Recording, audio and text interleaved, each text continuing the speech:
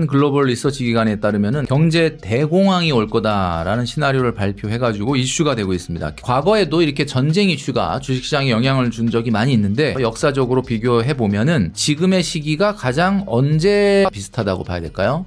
가장 비슷한 사례는 2003년 그 당시에 이제 코스피가 15%가량 하락을 했다가 3개월 만에 회복하는 모양새를 보여줬는데 가장 최악의 시나리오로 간다면 1973년에 있었던 오일 쇼크와 같이 진행이 될 수 있다고 봅니다. 이 조정을 더 기회로 보고 더 사야 된다라고 하는 조언도 있고 상당히 좀 신중하게 접근을 해야 된다라고 하는 면도 있어요. 이사님 어떻게 보고 계십니까? 저는 일단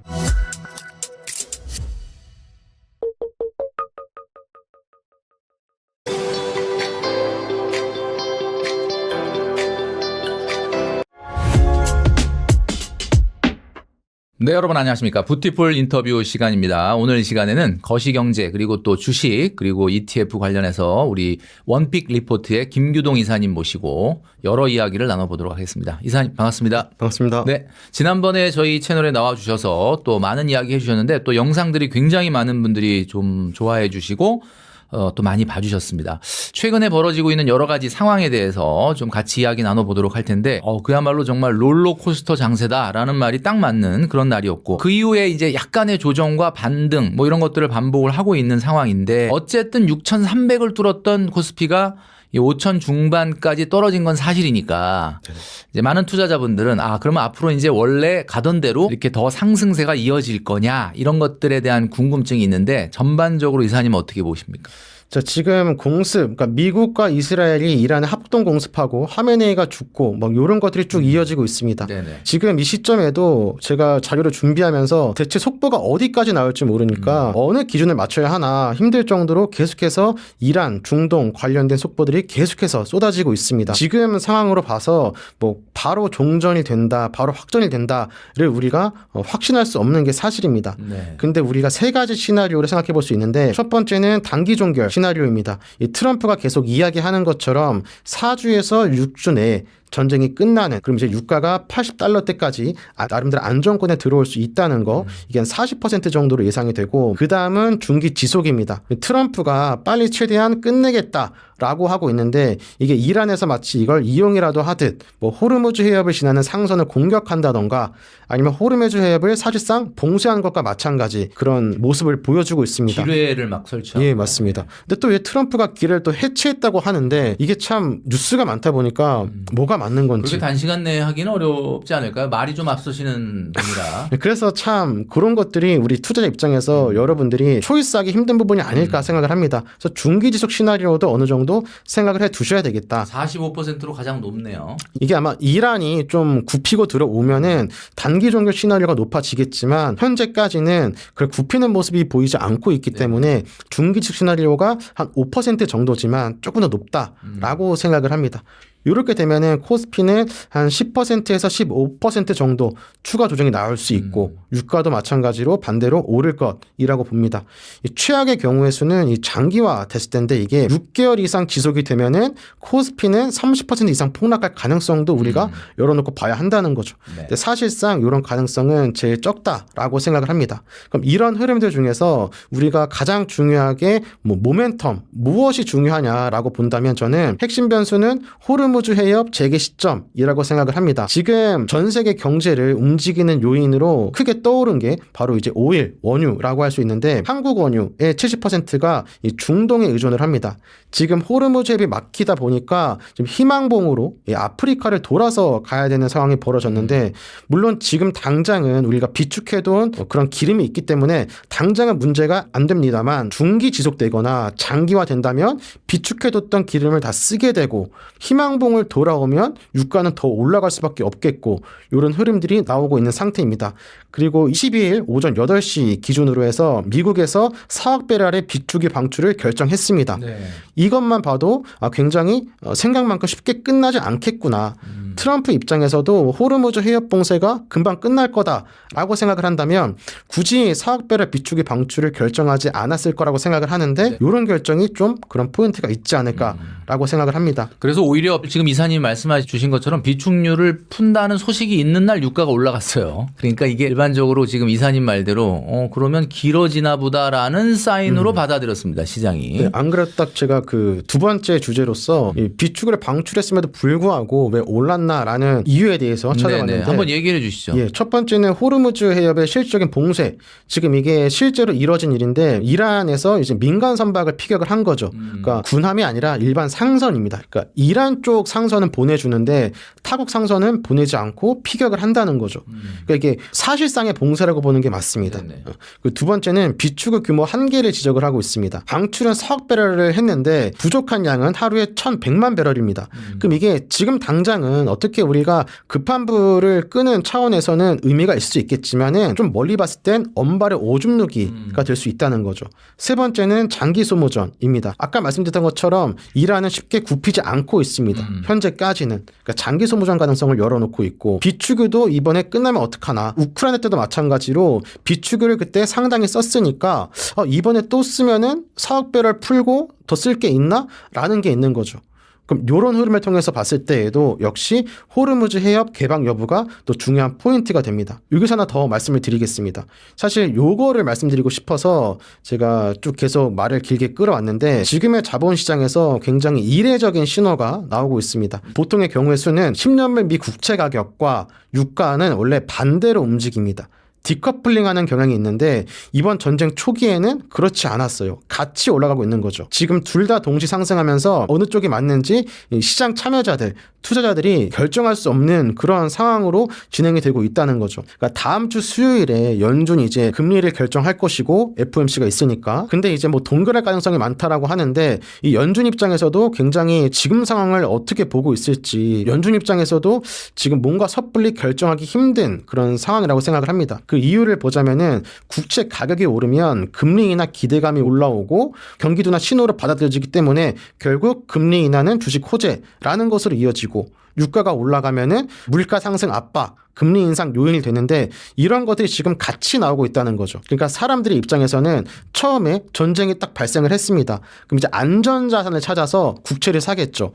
그럼 금리가 인하가 됩니다. 가격이 오르기 때문에. 근데 이 상황에서 이 중동발 리스크, 호르무즈 해협이 봉쇄되다 보니까 유가도 같이 올라가면서 물가 상승 압박이 생긴 거죠. 그러니까 금리를 인하해야 되냐, 인상해야 되냐, 어느 쪽에 발을 맞출 수가 없는 상황이 되어 버린 겁니다. 그래서 여기서도 마찬가지로 여기서 호르무즈 해협 봉쇄가 풀리면 다시 유가 상승 가능성이 줄어들면서 어느 정도 해결될 수 있다는 거죠. 그래서 우리가 전반적인 포인트를 볼 때 지금 현 시점에서는 전쟁이 뭐 확전된다, 뭐 유가가 오른다 떨어진다에 대한 모든 부분들의 그런 시작점은 저는 현재 호르무즈 해협에 있다고 생각을 하고 지금 중요한 포인트는 이 국채 가격과 유가 같이 올라가는 이런 이례적인 움직임은 우리가 어느 정도 유의 깊게 봐야 된다. 이게 심해지면 스태그플레이션까지 발생할 수 있기 때문에 호르무즈 해협이 장기간 봉쇄되는 이런 것들을 우리가 반드시 좀 피해야 된다. 그래서 여러분들도 호르무즈 해협이 봉쇄가 풀리는지 안 풀리는지 여부에 따라서 투자에 대한 방향성을 결정하셔야 된다고 생각을 합니다. 우리 구독자분들께서 우리가 단기 종결이냐 중기냐 장기를 사실 우리가 정확하게 예측하기는 어려운데 사실 뭐 이란의 최근의 어떤 그 반격이라든가 이런 걸 보면은 트럼프 대통령이 전쟁을 오래 끌 수는 없다라는 거를 잘 아는 것 같거든요. 오래 끌게 됐을 때 문제가 생기니까 이걸 어떻게든 빨리 끝내지 못하도록 아마 이렇게 이란 쪽에서 좀 반격을 하고 있는 것 같은데 요 세 가지 시나리오로 한번 생각해 볼 필요가 있겠다라는 말씀을 주셨습니다. 과거에도 이렇게 전쟁 이슈가 주식시장에 영향을 준 적이 많이 있는데 이런 대형 악재들이 전 세계 증시를 흔들렸던 때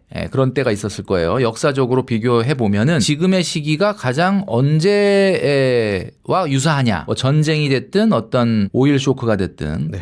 어떤 흐름과 지금 좀 비슷하다고 봐야 될까요? 일단 총 한 4번 정도의 사례를 볼 수 있을 것 같습니다. 가장 비슷한 사례는 2003년에 있었던 이라크전 때랑 가장 비슷하지 않을까라고 생각을 합니다. 그 당시에 이제 코스피가 15%가량 하락을 했다가 3개월 만에 회복하는 모양새를 보여줬는데 이때랑 가장 비슷한 형국으로 진행이 되고 있다고 생각을 하고 그 외에도 뭐 1991년 걸프전 그리고 2002년 러우 전쟁, 그리고 이제 가장 최악의 시나리오로 간다면 1973년에 있었던 오일 쇼크와 같이 진행이 될 수 있다고 봅니다. 근데 이 중에서 가장 비슷한 것은 이라크전이라고 봅니다.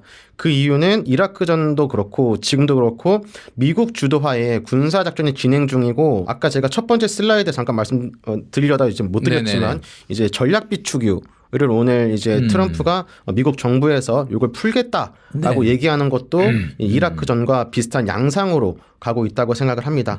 그런데 좀 결정적인 차이가 있다면, 지금 이란에서 하메네이가 죽고 나서 차남인 모즈타바가 이 승계를 받았는데 네네. 또 이 차남이 또 강경파입니다. 그래서 이제 강경파기 때문에 트럼프는 용납할 수 없다는 입장이고, 여기서 이제 협상이 난항을 겪고 있는 그런 흐름입니다. 그리고 또 이제 이란이 걸프국까지 공격을 하면서 사우디나 아랍에미리트, 미국, 이스라엘 이런 쪽까지 같이 묶이면서 이란의 고립이 가속되고 있는 점도 이라크전과 좀 다른 부분이고, 그런 부분들이 좀 차이가 있지만 현재로서는 2003년 이라크전과 가장 비슷하다고 볼 수 있습니다. 이라크전하고 비슷하다라고 하면은 이제 코스피가 어느 정도 충격을 받느냐, 그다음에 회복이 어느 정도 될 거냐라는 측면은 그런데, 이라크전은 실제로 2003년에 발발을 해서 2011년까지 거의 8년을 했기 때문에 만약 이렇게 된다 그러면은 상당히 좀 한국 경제나 이 코스피에는 좀 안 좋은 영향일 것 같아서 좀 걱정이 되기는 합니다. 어쨌든 간에 일단 이 전쟁이라고 하는 부분이 뭐 이런 자산 시장을 떠나서 좀 빨리 끝나는 것이 좀 좋겠다라는 생각이 드는데, 이 코스피의 조정이라는 거는 어쨌든 단기간에 끝나든 뭐 중기로 끝나든 일단은 조정은 조금 당분간 불가피하다. 그러니까 최고점을 우리가 놓고 봤을 때는 당연히 지금 내려와 있는데 이 조정을 더 기회로 보고 더 사야 된다라고 하는 조언도 있고, 네네. 한편으로는 상당히 좀 신중하게 접근을 해야 된다라고 하는 면도 있어요. 코스피가 워낙 단기간에 빨리 올랐기 때문에. 이런 조언에 대해서 어느 쪽이 조금 더 그래도 좀 현명한 대응이다, 이사님 어떻게 보고 계십니까? 저는 일단 더 사라라는 조언에 대해서는 방향성은 맞다고 생각을 합니다. 방향성은 맞다. 예, 방향성은 맞지만 그 방식이 더 중요하다고 생각을 하는데요. 방식. 일단 지금 많은 분들이 최근에 계속 랠리가 이어지면서 보유 중이신 분들이 좀 많을 것으로 예상이 됩니다. 네네네. 보유 중이신 분들은 일단 절반 정도 청산을 하셔서 현금 확보를 해 놓으신 이후에 리스크를 관리하는 전략을 생각하시는 것이 좋을 것 같고, 그 이후 전쟁이 심화된다거나 확전으로 진행이 됐을 때 더 하락을 한다면 그런 구간에서 다시 줍는 전략이 현재로서는 가장 바람직하다고 생각을 합니다. 물론 절반 청산을 했는데 올라간다면 수익이 좀 줄 수는 있겠지만, 투자하는 데 있어서 가장 중요한 것은 리스크 관리이기 때문에 리스크 관리에 먼저 초점을 맞추시는 것이 중요하다고 생각을 하고, 코스닥 같은 경우를 보시면 이 대형 방산주를 좀 주목을 해야 될 필요가 있다고 생각합니다. 네네. 근데 대형 방산주들은 이미 좀 많이 오른 상태입니다. 예. 특히 뭐 하나 에어로스페이스나 LRG 넥스원 같은 애들, 요런 애들은 이미 급등이 완료된 상태이기 때문에 투자자분들 입장에서 현재 매수하기가 좀 부담스럽지 않을까.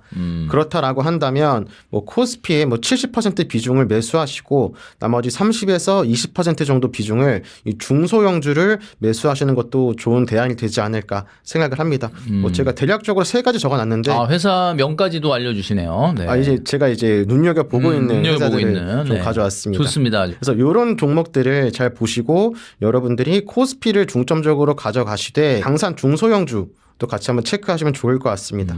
그 여기서 또 중요한 포인트는 이번 이란 전쟁을 겪으면서 많이 느끼셨겠지만 그래도 최소한 현금은 20% 정도 확보한 상태시면은 좀 빠지더라도 더 낮은 가격대에서 매수할 수 있는 좋은 기회가 될 수 있기 때문에 이런 부분들, 현금 보유하는 부분들에 대해서 꼭 한번 염두에 두셨으면 좋을 것 같습니다. 지금 뭐 말씀해 주신 건 코스피는 어느 정도는 현금을 좀 확보한, 많이 수익이 났다면 그런 것도 좀 하나의 방법이다. 그리고 더 빠지는 구간에서 다시 줍기라고 해주셨는데, 야, 이게 투자자분들한테는 참 어렵거든요. 사실 이게 떨어질 때, 야, 이거를 들어간다는 게 지나고 보면 그때 그랬어야 되는구나 이렇게 생각하는데 좀 쉽지가 않으니까. 그럴 조금, 때 이제 좀 제가 말씀드리고 싶은 포인트는, 이제 많은 분들 중에서 감으로 투자하는 게 아니라 좀 뭐 데이터나 뭔가 명확한 근거가 필요하신 분들은 정 그런 게 필요하다면 VIX, 빅스, 공포지수를 보셔라 라고 말씀을 드립니다.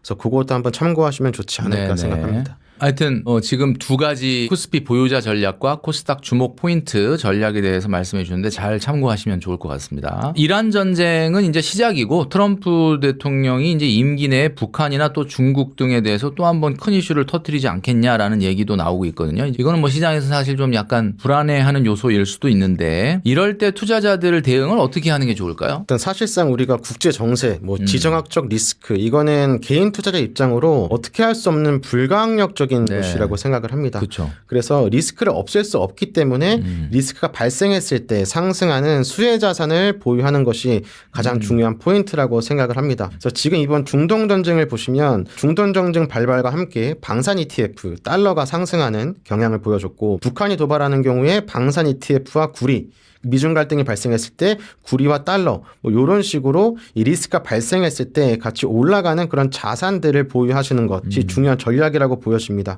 그래서 추천 포트폴리오 비율을 좀 말씀드리자면은 성장 자산 좀 이따 뒤에서 말씀드리겠지만 성장 자산의 70% 비중을 가져가시고 해지 보험의 역할로서 지금 우리가 언급했었던 달러 ETF, 방산 ETF, 구리 ETF를 각각 10%씩 총 30% 담아서 어느 정도 리스크가 발생했을 때 해지에 대한 관점으로 가져가시면 좋지 않을까 생각을 합니다. 여기서 성장 자산이라는 거는 구체적으로 어떤 것들을 얘기하는 걸까요? 조금 이따 말씀드리겠지만 조선도 있겠고 원자력 SMR 그리고 아까 잠깐 언급드렸던 방산 이런 쪽 테마를 생각하고 있습니다. 한 가지만 더 말씀드리자면 네네.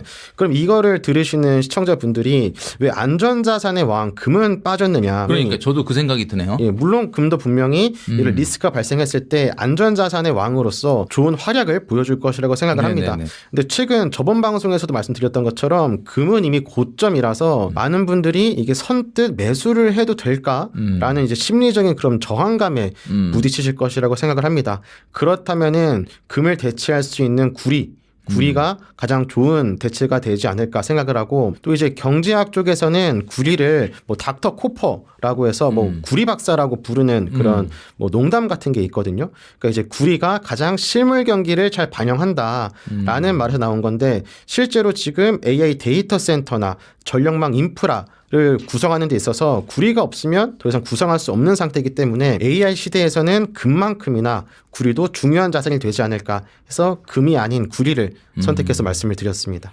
그러니까 이제 이사님 말씀은 금은 안전자산으로서의 당연히 지위는 확고하긴 한데 워낙 단기간에 급등한 게 있기 때문에 구리를 얘기해 주셨는데 그럼 그런 맥락이라면 은도 나름대로 좀 가치가 있는 거 아닌가요? 맞습니다. 근데 제가 생각했을 때 은은 그 포지션이 좀 애매하다라고 생각을 합니다. 차라리 금 높지만 완벽한 안전자산 금을 가시던가 아니면 지금 현재 금만큼 안전자산은 아니지만 새롭게 안전자산으로 떠오를 수 있는 해지 자산으로 떠오를 수 있는 구리를 선택하던가 물론 은도 좋을 수 있겠지만 그 두 개에 비해서는 포지션이 좀 애매하지 않나라고 생각을 합니다. 구리가 좀 낮다 이런 의견을 주셨어요. 지금 원달러 환율이 1,500원을 한때 뚫었는데 지금은 1,500원 밑으로 내려오긴 했지만 이제 그 고환율이라고 하는 거는 이제 한국 경제에 어떻게 보면 뉴 노멀 처럼 돼버린 것 같습니다. 사실 코스피가 엄청나게 올라가면서 사실 굉장히 좀 안정이 됐었는데 이 전쟁 때문에 다시 이제 1,400원 후반대에서 계속 머물러 있는 지금 모양새인데 이 고환율 시대가 당분간 이렇게 유지된다고 봤을 때 투자자들이 어떤 점에 더 주목을 하면서 투자를 해야 하느냐 이런 부분을 좀 이사님이 짚어주시죠. 네, 일단 고환율 시대가 되면은 피해를 보는 업종과 수혜를 보는 업종이 좀 분명하게 갈린다라고 볼 수 있습니다. 일단 피해 업종을 보시면 가장 먼저 직격탄을 맞는 것이 항공사입니다. 왜냐하면 항공유를 달러로 결제하기 때문에 이 비용이 폭증할 수밖에 없고 그리고 원자재를 수입해야 되는 그러니까 원자재를 달러로 구입해야 되는 내수 소비재 역시 큰 타격을 볼 수 있습니다. 그 외에도 달러 부채 기업 그리고 일부 건설사라던가 그리고 항공기 리스달러 계약하는 항공사들 앞서 말씀드렸던 항공사 이런 업종들이 좀 피해를 볼 수 있고요. 근데 반대로 이제 수혜 업종은 달러 계약하는 업종들은 수혜를 볼 수 있습니다. 수주를 하는. 예, 맞습니다. 그래서 조선 같은 경우 이 배를 수주할 때 달러로 계약을 하고 방산도 마찬가지고 이 반도체 같은 경우 삼성전자, SK 하이닉스 이거 이제 수출하면서 이 달러로 결제를 하기 때문에 이런 기업들 이제 수혜를 볼 수가 있죠. 그리고 이런 흐름들을 통해서 이 피해 보는 업종과 수혜 보는 업종을 구분하시는 것이 첫 번째로 중요한 포인트라고 생각을 하고 이런 흐름에서 추천드린 ETF는 타이거 미국 달러 단기 채권과 같은 것입니다. 그러니까 그러니까 이제 달러가 오르면 달러 자산을 통해서 이제 환차익을 거두고 채권이자도 동시에 수령하는 이 두 가지 토끼를 잡을 수 있는 이 타이거 미국 달러 단기 채권 이런 것들을 또 추천드릴 수 있습니다. 지금 피해 업종하고 수혜 업종 이렇게 나눠서 설명을 해주셨습니다. 최근에 그 한 글로벌 리서치 기관에 따르면은 AI가 모든 업종의 업무를 대체하는 그런 상황이 왔을 때 경제 대공황이 올 거다라는 시나리오를 발표해가지고 이슈가 되고 있습니다. 뭐 예를 들면 금융결제 시스템, 중기 플랫폼, 소프트웨어사 등 주요 기업들의 업무들이 대부분 AI가 다 대체가 되고 있고요. 뭐 현재로도 이렇게 많은 기업들이 도산하면서 결국은 경제 대공황이 온다. 뭐 이런 시나리오인데 이 시점을 2028년 정도로 보고 있다라는 점 이게 비교적 가까운 미래로 보고 있는데 어떻게 이사님께서는 어떻게 보고 계시나요? AI의 이 업무 대체. 분명히 언젠가는 이루어질 것이라고 생각을 하는데 2028년이면 내후년이지 않습니까? 그렇죠. 그래서 저는 내후년이라는 시기는 좀 과장되지 않았나라고 생각을 합니다. 일단 AI가 대체됐을 때 위험한 업종들은 분명히 있죠. 실제로도 지금 대체가 되고 있고 뭐 우리가 뭐 사자 직업이라고 부르는 그런 직업들도 이제 프레시맨 신입사원 같은 경우 뭐 뽑지 않는 경우도 있고 실제로 대체되고는 있지만 그 외에도 이제 오히려 AI 인프라를 통해서 새롭게 뭐 창출되는 직업이라든지 오히려 더 많은 사람이 필요해지는 그런 업종도 분명히 있다고 생각을 합니다. 그렇기 때문에 AI를 통해서 뭐 인력이 감축되고 이런 산업적인 구조 변화는 있겠지만 2028년은 좀 너무 과장되지 않았나라고 생각을 하고 그리고 그에 반해서 또 수혜보는 업종도 있다고 생각을 합니다. 우리 과거 사례를 살펴보면은 농기계가 등장하면 농부들은 다 이제 실업자가 되는 거 아니냐라는 우려가 있었지만 뭐 실제로 농기계를 만드는 사람들, 농기계를 수리하는 그리고 물류업, 유통업 이런 분야에서 농기계 등장으로 좀 농작물의 수확이 많아지다 보니까 이런 부분들이 또 오히려 올라가는 부분들이 있었습니다. 지금도 마찬가지로 AI가 좀 더 뭐 자동화되고 이런다면은 사라질 업종, 직종이 있겠지만은 또 그에 반해서 새롭게 태어나는 업종, 직종도 분명히 늘어날 것이라고 생각을 하고 있습니다. 그래서 결론은 2028년은 너무 이른 시기라고 생각을 합니다. 대략적으로 본다면 2035년 정도는 되어야 완벽한 자동화가 이루어지면서 우리가 우려하는 부분들이 나타나지 않을까. 라고 생각을 합니다. 어쨌든 나타나긴 나타난다라는 이야기인데 사실 그 전에 이제 보면은 일론 머스크 같은 경우는 AI 생산성이 극대화되면은 보편적부도 달성이 되고 뭐 사회적인 우리가 흔히 얘기하는 빈곤 이런 건 사라진다 뭐 이런 주장도 하고 트럼프 대통령도 AI의 높은 생산성 때문에 인플레이션 없이도 경기가 부양되고 경제가 좋아진다 뭐 이런 얘기를 하고 있는데 사실 이걸 뭐 우리가 고지고대로 믿을 수는 없고 지금 이사님이 얘기하신 대로 어쨌든 이게 산업에 영향을 주고 인력이 감축되는 거는 사실이기 때문에 우리가 이제 우리 구독자분들이 우리 입장에서 보면은 좀 불안한 부분이 있지 않을까라는 생각을 합니다. 얼마 전에 재미있는 뉴스가 있었습니다. 올해 서울경제신문이 올해 1월 1일부터 2월 28일까지 미래에셋 고객 279만 9,977명의 계좌를 조사해서 100만 원 이상 투자하고 있는 고객들의 연령별 수익률을 분석을 했는데 그 자료가 대단히 재밌었습니다. 어느 연령대가 가장 수익률이 높을 거냐? 이게 저도 이제 생각을 해봤는데 놀랍게도 60대 이상이 18.1%로 가장 높았습니다. 그 다음이 50대 이렇게 돼 있고요. 가장 수익률이 낮은 때가 아마 우리 뷰티풀 구독자분들 중에도 대단히 많은 분들이 여기에 포진돼 있는데 20대가 1.26%. 그러니까 60대에 비해서 10분의 1도 안 되는 수익률이다. 물론 뭐 아주 짧은 기간을 봤기 때문에 뭐 이거는 그냥 자료로서의 그냥 의미를 너무 확대 해석할 필요는 없겠지만 그래도 이게 60대의 이 10분의 1도 안 되는 수익률. 이사님이 보시기에는 왜 이 젊은 분들이 나이 드신 분들에 비해서 이렇게 투자 성적이 떨어진다고 보십니까? 저도 이제 막 20대를 지나고 이제 30대로서 이제 40대를 바라보고 있는 입장입니다. 네네. 근데 저도 젊은 날에 투자를 생각해 보면은 그때는 뭔가 조급함이 굉장히 앞섰던 것 같습니다.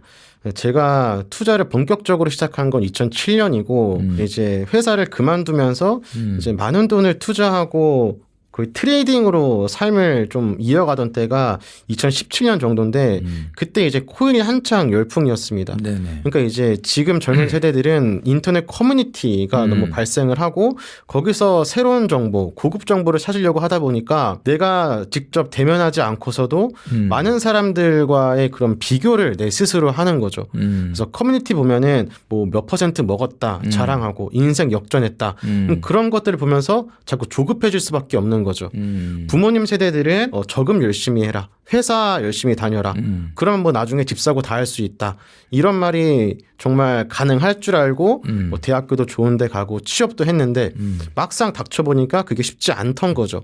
그래서 그런 마음들이 조급함으로 발현이 되어서 이 투자도 하는 데 있어서 뭐 우량주, 뭐 장기 투자에 대한 관점보다는 빠른 시간에 급격하게 수익을 내기 위해서 뭐 소형주, 뭐 그리고 코인으로 보자면 뭐 잡코인, 뭐 단타 요런 것들에 집중을 하다 보니까 준비가 안 된 상태에서 그런 위험한 트레이딩이 오히려 독이 되지 않았나. 네, 반면에 50대, 60대 분들은 어느 정도 경제적 여유가 있을 가능성이 많지 않습니까?